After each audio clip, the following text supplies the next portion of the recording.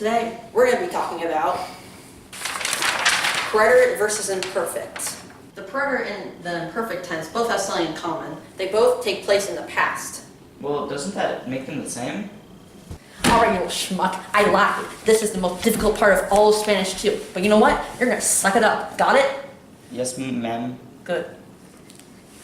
Okay, so the preterite tense and the imperfect tense have different conjugations and verbs to distinguish which one you use. So let's go over the basic ones. Okay, so everyone, let's say the imperfect AR endings. Aba, abas, aba, abamos, abas, aban. The ER and IR conjugations in the imperfect tense actually have the same conjugations.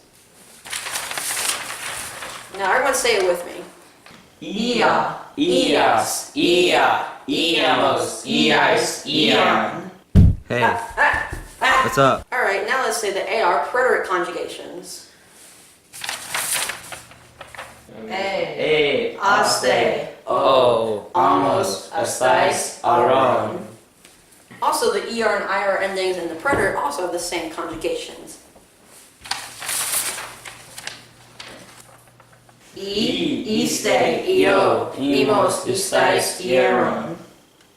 So the way to choose whether you're using the imperfect or the preterite tense is by knowing all the different occasions that you'd use each tense.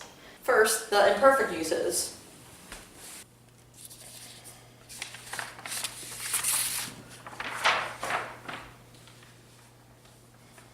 You use the imperfect tense for repeated actions in the past that usually have an unspecified beginning or end.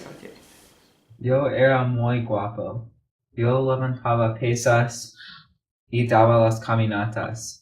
Ahora solo soy feo. The next use of the imperfect tense is for actions that have an unspecified beginning or end. Isn't it just like the ing ending in English? Nope. Nope, that is for ongoing actions. Oh, I saw. Connor, that party was pretty fun. Where were you? Yo hablaba con muchas personas, bebía muchos refrescos, and I learned to speak Spanish. That's pretty cool. Yeah, it was. Me gusta! That's great. The next use of the imperfect tense is for description of the past. Now this can be just about anything. It could be a scene, characteristics, age, mental or physical status, times, dates, really anything that you can think of. Era una noche oscura y lluvia, y tu papá estaba allí. Y un tren hablaba, eres tu Maria. Y... So the final use of the imperfect tense is with ongoing actions in the past. Now the thing is, this is unique because it's usually followed by the use of a preterite verb. And it's usually, there's a switch between them with when or the word cuando in Spanish. Yo estaba cocinando cuando un incendio comenzó. Yo tenía 5 hermanos cuando yo recibí una llamada.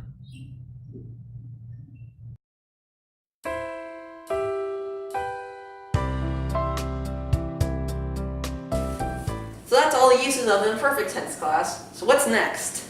Impreterite! No. So now, the preterite tense. So there's distinguishing factors that separate it from the imperfect tense, even though they both take place in the past. First of all, the preterite tense have completed actions, meaning they have a beginning and end. So look out for dates and times when you're choosing to use preterite or imperfect. Or impreterite if you're into that kind of thing. I am. That's good. Me gusta.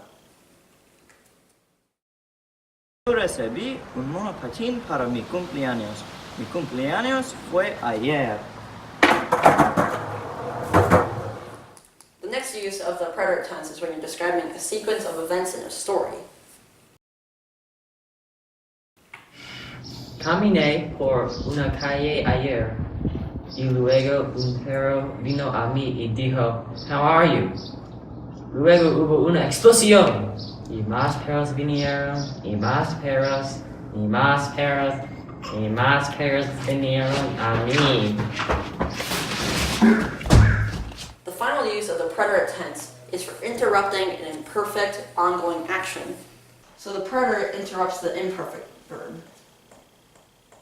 Yo estaba cocinando again cuando apareció un dragón. Yo estaba caminando cuando alguien me cortó.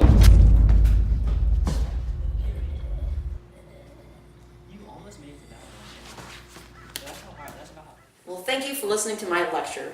You've all been great. Well,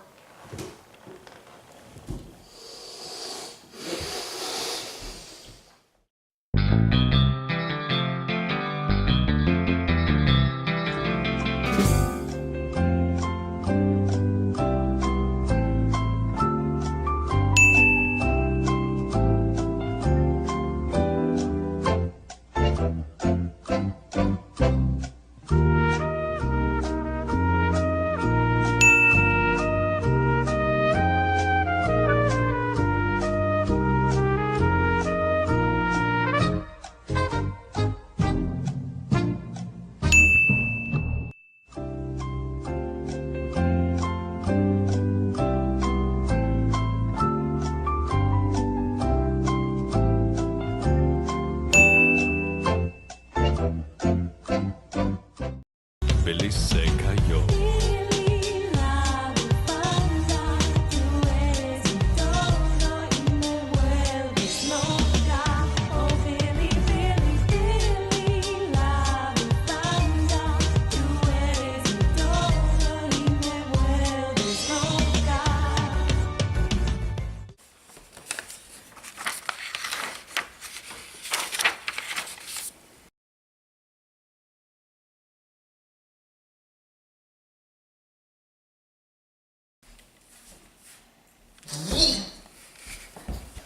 Yeah, so take your seats, take your seats.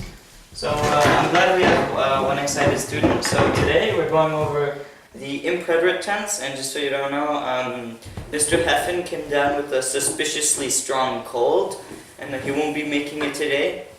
Hopefully any other days too.